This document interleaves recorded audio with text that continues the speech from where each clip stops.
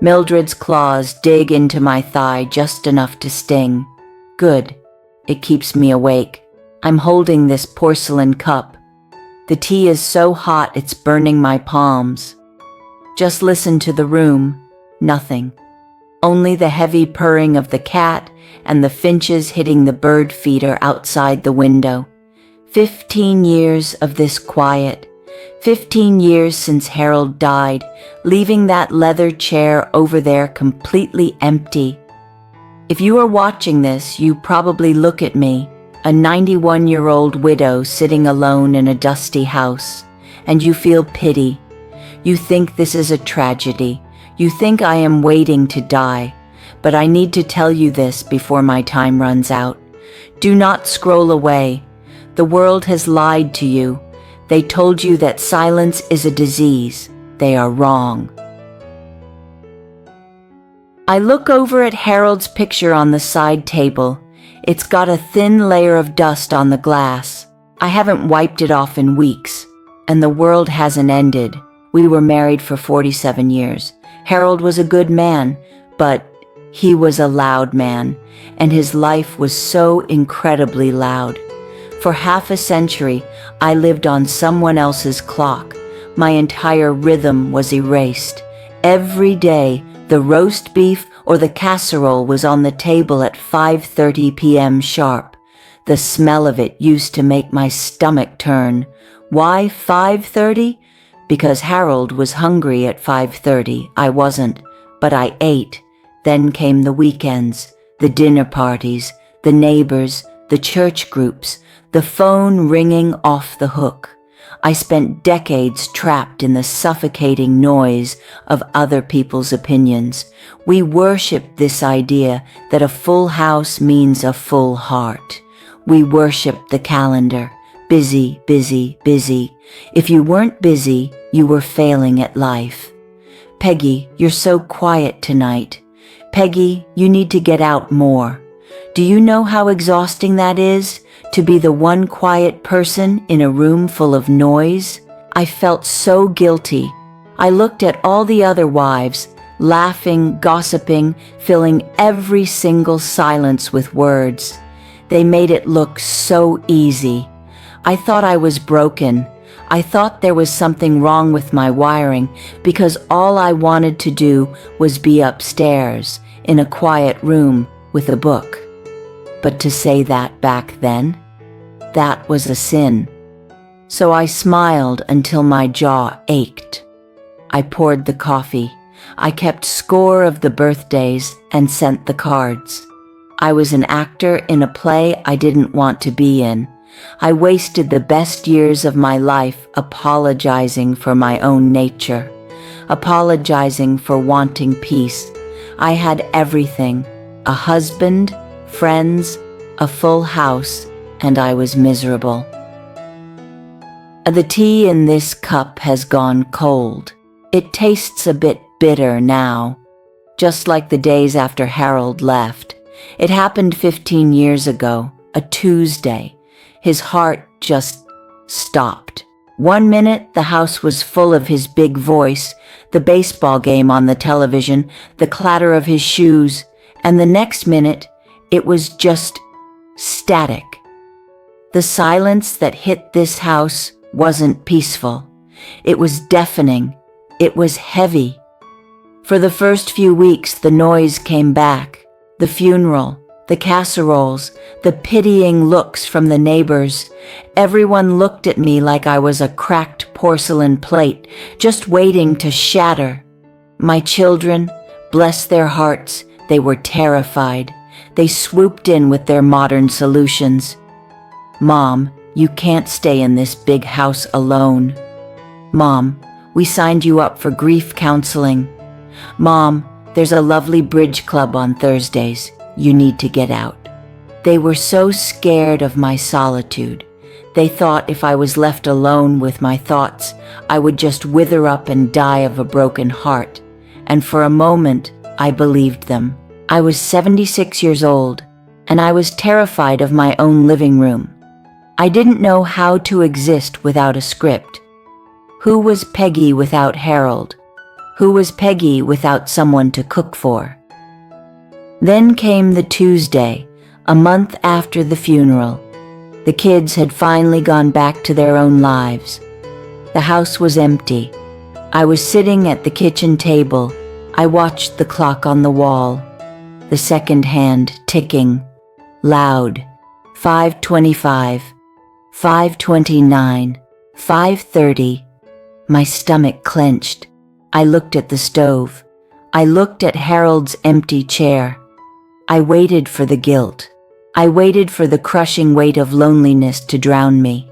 I waited to feel the need to rush out the door and find somebody, anybody, to fill the void. 6 o'clock, 6:30. I sat there in the quiet, just the hum of the refrigerator, and then a strange thing happened. My stomach growled, but it wasn't a sad, empty feeling.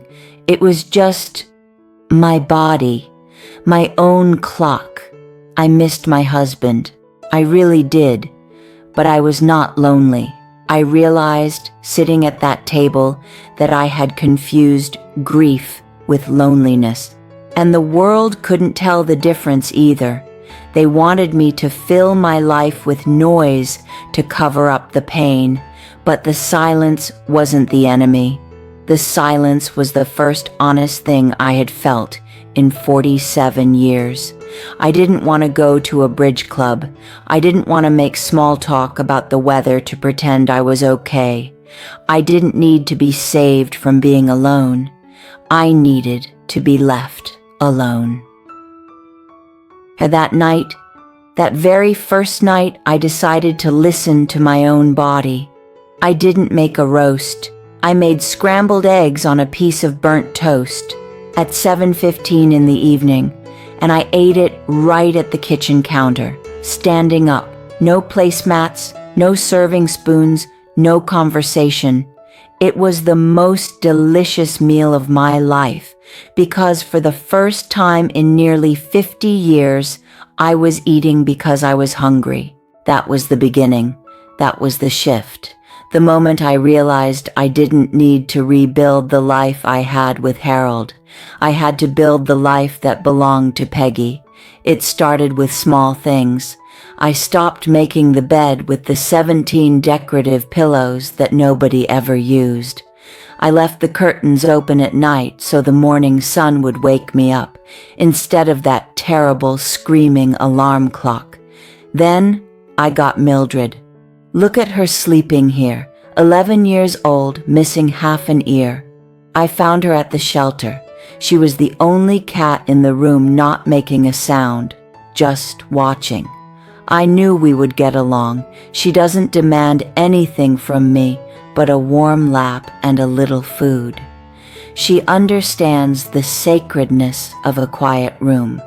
The hardest part, though, the real work, was the address book. I sat down one afternoon with a heavy black marker. I looked at the hundreds of names, the bridge club ladies, the dinner party couples, the acquaintances, the people I spent decades exhausting myself for. I took the cap off the marker, and I started crossing them out. Thick black lines. No more holiday cards. No more forced coffee dates. No more pretending to care about the neighborhood gossip. I was right, and I was finally alone. I kept 3. Just 3 friends. Women who know that we can sit in a garden together for 2 hours, say absolutely nothing, and leave feeling entirely loved. My children still call, they worry, they ask if I'm depressed, but they don't see what I see. They don't see my mornings. Oh, let me tell you about my mornings now. I wake up at 6:30, no rush, no one is asking me, what's for breakfast? Or where are my keys? I put on my slippers. I walk down the hall. The house is completely silent, except for the floorboards settling. It is a beautiful sound, the sound of a sanctuary. I make my tea. I sit right here, in this exact spot where the morning sun hits the rug. The warmth creeps up my legs. I watch the yellow finches fight over the seeds at the bird feeder.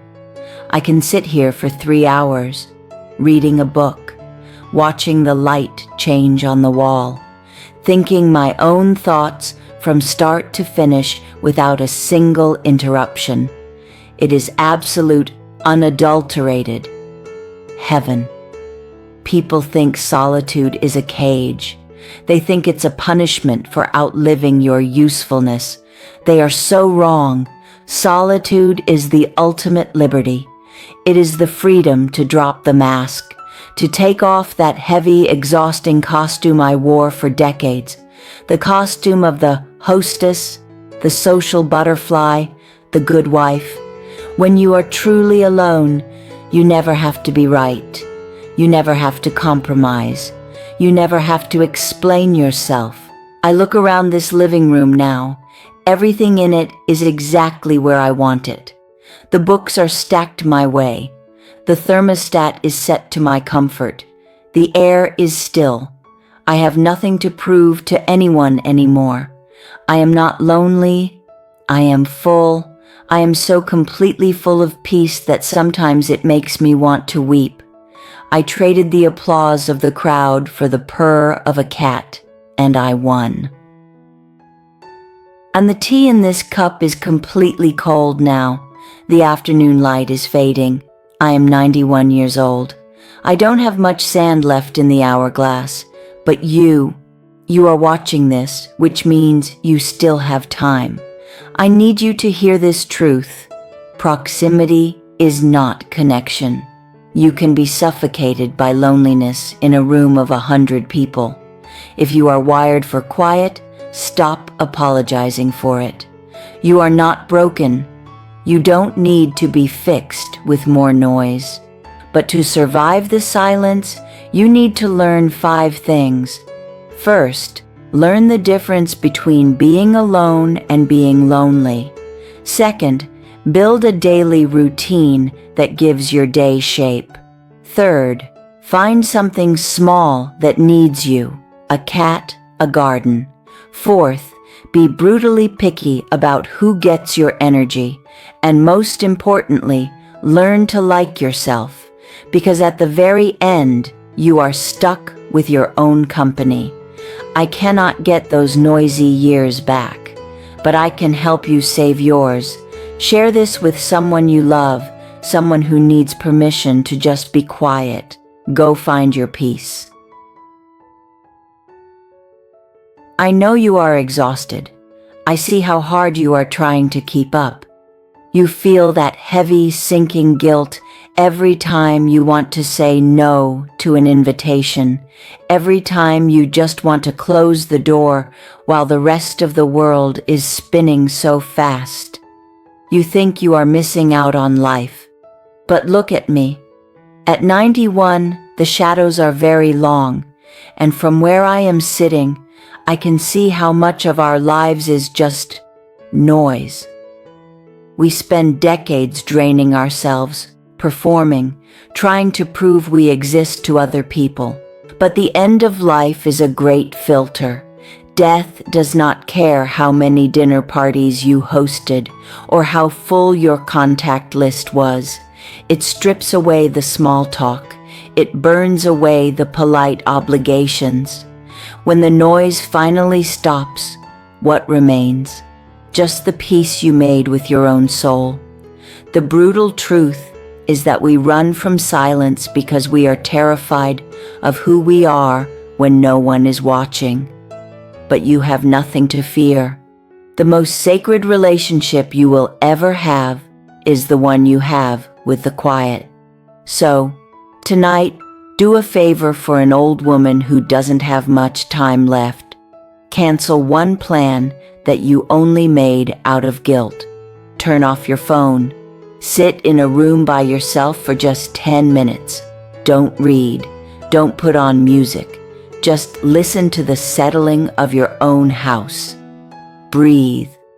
Learn to befriend the stillness, because in the end, the quiet isn't coming for you. It's waiting to hold you. But to survive the silence, You need to learn 5 things. First, learn the difference between being alone and being lonely. Second, build a daily routine that gives your day shape. Third, find something small that needs you, a cat, a garden. Fourth, be brutally picky about who gets your energy. And most importantly, learn to like yourself, because at the very end, you are stuck with your own company. I cannot get those noisy years back, but I can help you save yours. Share this with someone you love, someone who needs permission to just be quiet. Go find your peace.